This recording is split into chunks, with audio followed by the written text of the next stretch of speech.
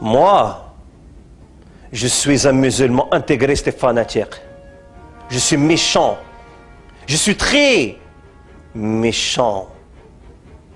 Un islamiste, il a toujours en sa possession un couteau.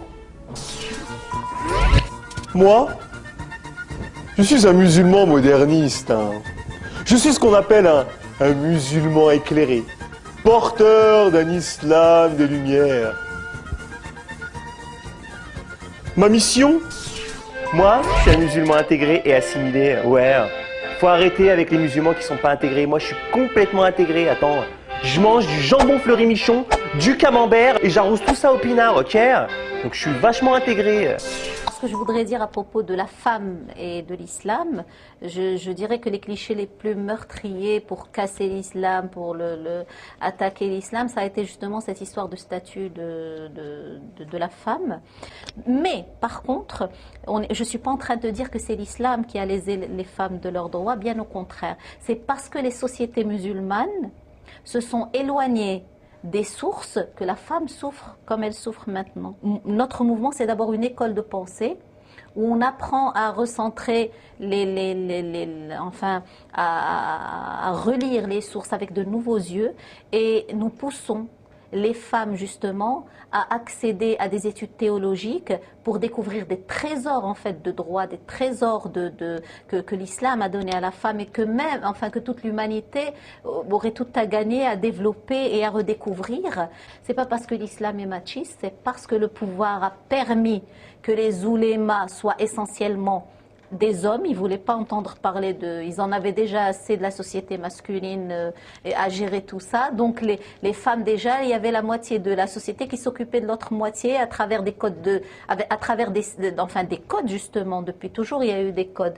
Une jurisprudence qui est tout à fait machiste et qui n'a rien à voir avec les sources dès lors qu'on les compare avec du sérieux et de l'objectivité.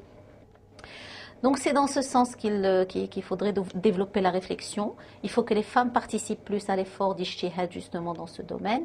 Il faut que les hommes aient plus de spiritualité pour accepter justement de sortir de leur petit ego, que c'est vrai, les codes du statut personnel arrangent pas mal, parce que je vais vous donner un exemple. Au Maroc, lorsque on discute comme ça avec des hommes, c'est pas forcément les islamistes qui se rebiffent, c'est les petits modernes qui prônent le modernisme à outrance que ça dérange. Enfin, ce discours dérange. Salam alaikum. Alors tout d'abord, je voudrais remercier Oma TV qui m'a laissé parler aujourd'hui. C'est pas tous les jours qu'on me donne la parole, mais je la prends quand même. Bref, je suis venue parler de quelque chose qui me dérange. C'est l'histoire de la montée des islamistes dans les pays des Arabes et des musulmans. C'est quoi ton problème? Toi, c'est quoi ton problème, la télé de la France? Pourquoi ça te dérange? Est-ce que vous, quand vous avez voté Sarkozy, nous on est venu vous déranger? On vous a laissé tranquille. Même si on n'aime pas celui-là qui s'énerve, qui le crie dans tous les sens. Nous on dit rien du tout. Chacun son problème. Alors si là-bas on veut voter pour les islamistes, comme tu dis toi, on a le droit de voter pour l'islam. Ça te dérange en quoi? Ah oui. Alors ici, quand je sors dans la rue, ça te dérange que je mets le foulard? Et là-bas dans mon pays, ça te dérange aussi, je mets le foulard? Et moi, je fais quoi? Je vais aller où? Je vais aller où? Je vais aller où me cacher? Quoi, maman?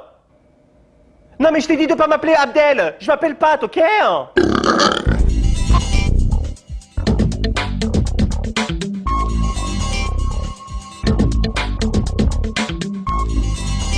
Bon, alors ce que je voudrais dire à propos de la femme et de l'islam,